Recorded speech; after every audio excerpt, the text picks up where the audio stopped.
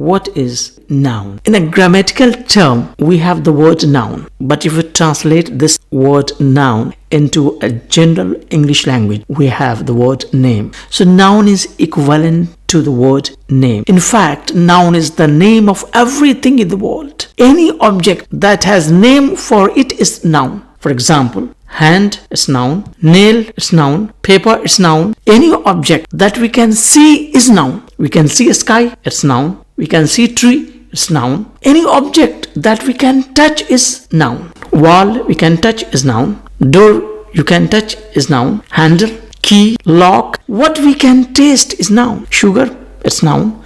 Lemon, it's noun. Apple, it's noun. Coffee, it's noun. What we feel about is noun. Anger, it's noun. Hate, it's noun. Love, noun is a naming word. It applies to all those objects that exist around us. And all those objects may be real or imaginary.